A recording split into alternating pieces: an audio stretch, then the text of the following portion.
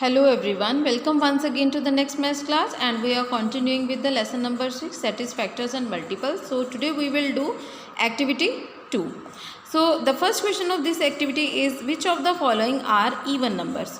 So we know that even numbers are having 0, 2, 4, 6 and 8 at one's place. So you can easily find out the even numbers from these given numbers. Circle them only. ठीक है, जैसे मैंने यहाँ पर 16 is an even number तो इसको circle कर देना है. Do it in the book only. Now list all the prime numbers between. Now 10 and 30 के बीच में आपको prime numbers बताने हैं. ठीक है, इसी तरह से 42 and 60 के बीच में जो लाई करते हैं वो बताने हैं. देन 75 and 99 के बीच में जो लाई करते हैं वो आपने नंबर्स को मेंशन करना है. कैसे करना है देखो. सी we have to find the prime numbers between 10 and 30. ठीक है, this is 30. So 30 के बीच में prime numbers क्या हैं? 11, 13, 17, 19, 23 and 29. So those students who had watched my video that I shared in the group, that is Eratosthenes method of finding the prime numbers between 1 to 100. Otherwise आप यहाँ पर जो आपकी book में गिवन है on page number 48 also you can learn the prime numbers. अगर आपको वो मेथड नहीं करना तो यू कैन लर्न कि कौन कौन से नंबर्स जो हैं वो प्राइम नंबर्स हैं.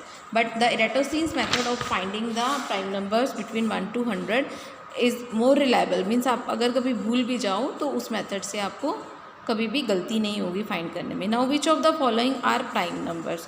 अगेन यहाँ पे एराटोस्टीन्स मेथड वाली जो मैंने आपको वीडियो शेयर की थी, जिन्होंने वो देखी, जिन बच्चों ने देखी है उनके लिए तो इजी है. जैसे 5 है प्राइम नंबर, 11 प्राइम नंबर है, ठीक है, 17 है प्राइम नंबर. इस तरह से बाकी इन नंबर्स में से भी आप सर्कल करेंगे कौन से प्राइम नंबर्स हैं और कौन कंपोजिट हैं.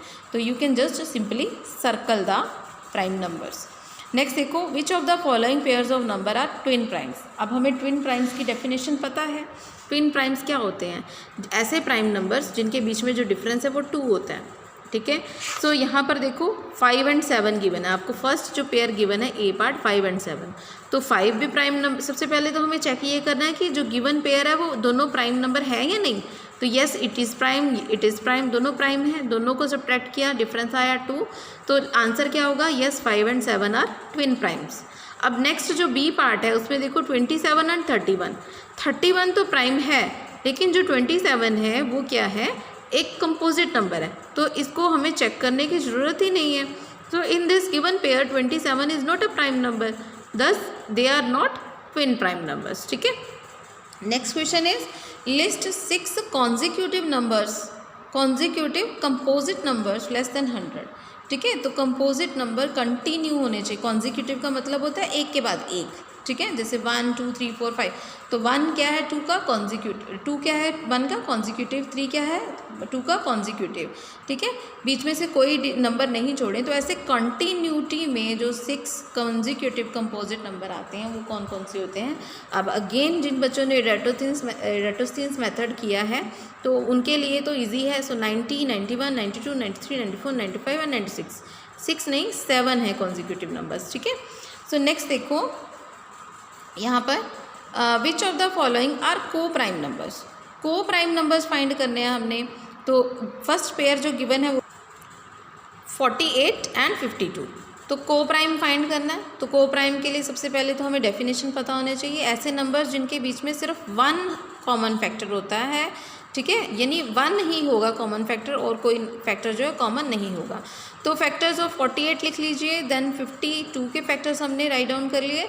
देन 1 क्या है 48 के factors? 1 2 3 4 6 8 12 16 24 and 48. So all these numbers divide 48 completely. And 52 के फैक्टर्स क्या हैं? 1 2 4 13 then 26 and then 52 itself. So we can clearly see 1 तो कॉमन है, इसके अलावा 2 भी कॉमन है, 4 भी कॉमन है ना. तो अकेला 1 तो कॉमन नहीं है ना.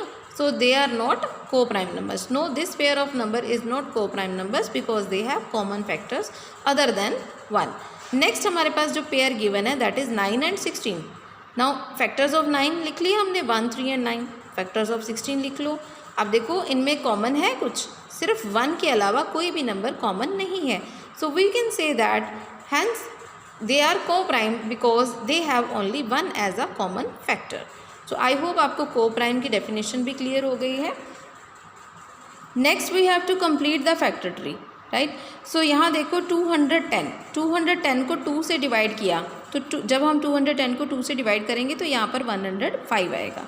नाउ ये 2 तो कैरी होके नीचे चला जाएगा बिकॉज जो लास्ट लाइन होती है ना वो प्राइम फैक्टराइजेशन होगी. अब 105 को 35, ठीक है, 35 से डिवाइड किया होगा तो तब आएगा ना यहाँ पर जो नंबर है, तो क्या आएगा, 3 आएगा. अब ये जो 3 है ये भी कैरी डाउन होके नीचे आ जाएगा. अब 35 को हमें फिर से प्राइम नंबर से डिवाइड करना है. तो 35 क्या है, 5 की टेबल पे, क्योंकि इसके वंस प्लेस पर 5 है तो it is divisible bye 5. So it is divisible bye 5. जब हमने 35 को 5 से डिवाइड किया तो we get 7. Again 7 is a prime number. So prime factorization 210 की क्या हो जाएगी, 2 multiply by 3 multiply by 5 multiply by 7. Same way you can do this part also. Now coming to the 8th question, we have find the prime factorization of the following numbers by factor tree method. अब factor tree method मैंने आपको already previous video में explain किया था. यहाँ पर मैं A part ले रही हूँ as an instance to clear you more. तो 48 की prime factorization लिया. 48 is an even number, so divided by 2 we get 24. Then this 2 is carried down. Then 24 is again an even number, it is divisible by 2, we get 12. Then this 12 is again is an even number, so it is divisible by 2, then we get 6. Then 6 is again divisible by 2, we get 3. So this is the prime factorization of 48, which is 2 multiplied by 2 multiplied by 2 multiplied by 2 and multiplied by 3. All the numbers are prime, so we will say that this is the prime factorization of 48. The next 9th question, we have find the prime factorization of the following numbers using division method. So as I already told you that division method is more easier than the factor tree method and it also consume less space in your notebook. So prime factorization of 45, see it is not an even number, it is an odd number. तो odd number है तो हमें check करना पड़ेगा it is divisible by which number. And those students who watched the previous video I had sent you the divisibility rules, उनके लिए तो easy है. So 45 is divisible by 3, ठीक है. ऐसा नहीं है कि हमने सीधा 5 से डिवाइड कर देना है, हमें पहले चेक करना है कि 5 से जो छोटे प्राइम नंबर्स हैं क्या उनसे डिवाइड तो नहीं होता, तो ये 3 से डिवाइड होता है. So we get 15 as a question. जब हमने 45 को 3 से डिवाइड किया तो 15 आया.